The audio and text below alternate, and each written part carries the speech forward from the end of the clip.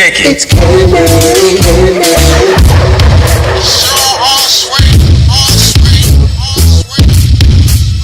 She's just so candy.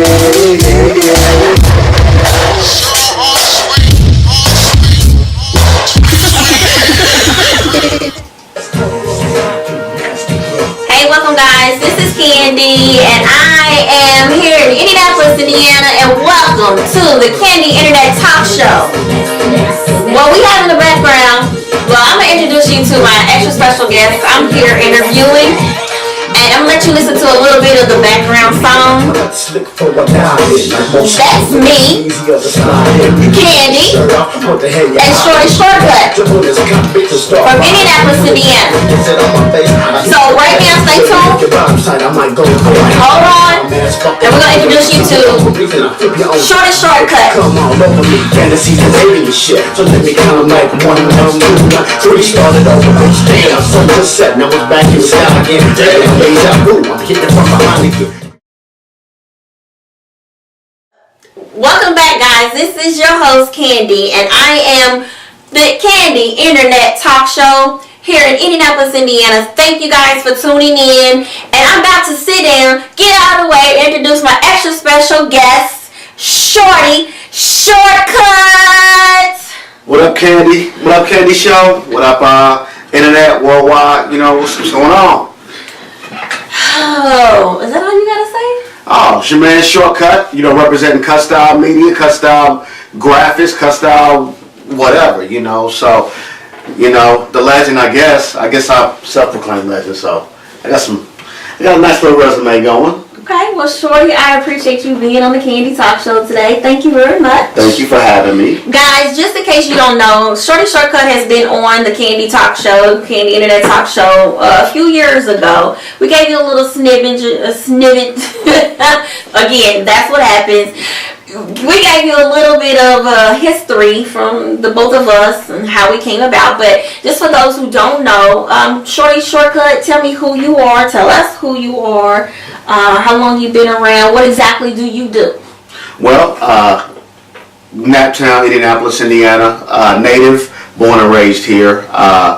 Always been an artistic, creative cat, and found my calling into, you know, both music and arts. So I found a way to merge the two, and invested in my music. So started off with a group called Elite Untouchables. Shout out to Doug, Kiki, Marcus. That's when we were in high school, and from there I just kept building as an artist. And I always had a background in music with pianos or whatever. So I did a lot of production back then, and graduated high school, went to Atlanta, did a few things, got cultured. One of the best experiences and the best moves of my life. Shout out to ATL. ATL's in the house. ATL.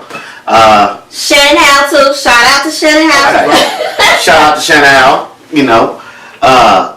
But yeah, you know, I've always done music. That's my passion. I love music. And had a few CDs that I dropped as a solo artist here. Done a gang of production. Few CDs doing what though? See, I hear you tell the audience exactly who Shorti ShortKut is. How did we meet? Tell them how did we meet?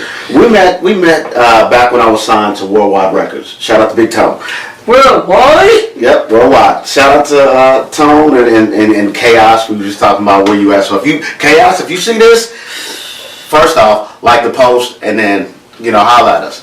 But we met at a rap show with Twista and the Speed Not Monsters. We were just talking about that too. Up at Arlington High School. Here in Indianapolis, Indiana. And you were dancing. Mm-hmm. You were doing like a lot of backup dancing and choreographing for specific artists who we won't name. Yep. Right now. And I've done background dancing for a lot of artists here.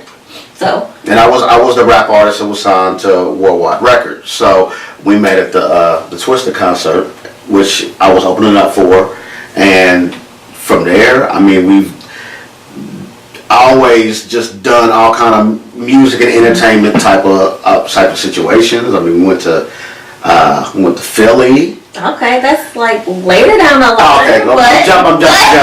But go ahead. So wait a minute, go back though. Go back. I remember we were in the studio. Yep, and we recorded. You would actually come to me with the concept for the song "Nasty," and because I was trying to be a rap artist, guys. I mean, I was trying to convert like most people do. You're in one little spot in the industry, and then you want to do something else. So, and your energy's always been awesome. So I was like, you know what, let's do it, because that's the passion. You like, you know what, let's just do it. And we sat down. We found a track. We were writing these songs. We wrote this song, and oh goodness. we went to Big Tone and recorded it. Mm-hmm. And you know, that was what was playing when the intro came on, and we never got a chance to perform it though. See, now he done opened up the can of worms. See, I think we're gonna try to perform it later here Really? on the show. Yeah. You want to? So we'll talk about that later, but that was actually the song that you guys heard in the beginning, like he said, and we're going to listen to the rest of the song and probably see us perform later. I don't know. We'll just see how it goes. Yeah.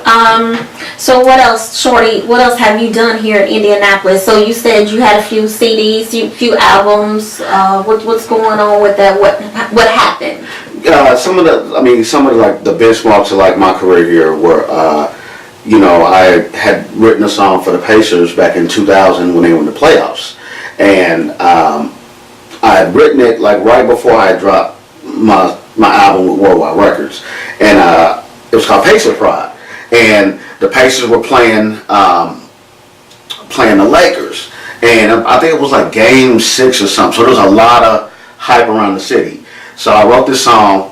My sister took it down to Channel 13 and to WTLC, and eventually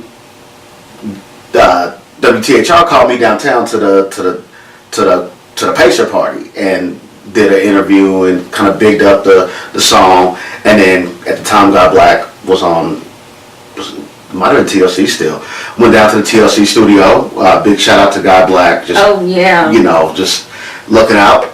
Went down there and they played the song, and there was a lot of hype around that. So that was one of my, you know, memorable moments in my career. Like a landmark, what you put your foot on here in Indianapolis as far as a performing artist at the time. Yeah, I like that performing art, and that's what I look at like my career as now. As I'm a performing artist, and you know, things like that are what make me feel successful, even though it may not be the Soul Train Music Awards or the BET Awards. Right. You know, it's those little bitty benchmarks that are like, wow, as an artist, I was afforded this opportunity to do this. And I'm glad you said that, because a lot of people, they don't realize that as I always have said to a lot of people, we are on 3 levels at some point in our life. We're at our lowest, we're at our medium, where there's people that are under us looking up to want to be where we're at, and then at some point in our lives we are on the top,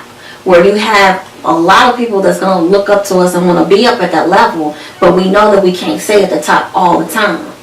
So, you know, we're all on different levels at different times, and so I hear what you were going to say. You were very appreciative of what you have done and what you have accomplished, even though you didn't get a chance to, like you just said, be on a BET award or something like that. But this is the level in which you achieved, and you are very satisfied with that. yeah, I mean, I wouldn't trade it for the world. And I had a lot of little moments like that. Like even when Kyle Street was on the radio, you know, he had put some heat behind a single that I dropped called "Hate My Click," and you know.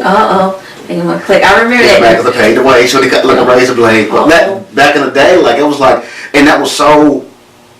It's still hard to do, especially in Indianapolis, is to get that type of exposure.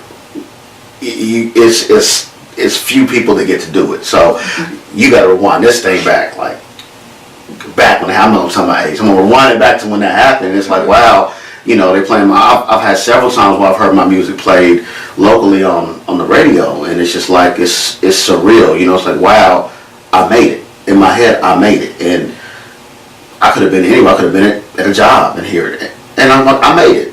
You know, so there was that. There was I got to be a route director for the Circle City Classic Parade one year. That was huge. You know, just give me a mic and put me in the middle of the street for a parade. I'm like, man, but I always use that opportunity to leverage my music. I was passing out CDs back then, and it's like, that's what CDs. See, a lot of people don't do CDs anymore. It's all social media. Yeah. But while we hold that thought, I'm going to take a break, and then we're going to come back, and what we're going to talk about with Shorty is, how did he really start? Now, he told us a little bit about his start, so I wanted him to tell us who all did he work with here in Indianapolis, just specifically speaking on Indianapolis, because you were just going to talk about how Indianapolis needs a platform. So we're going to talk about that when we come back and after this commercial break.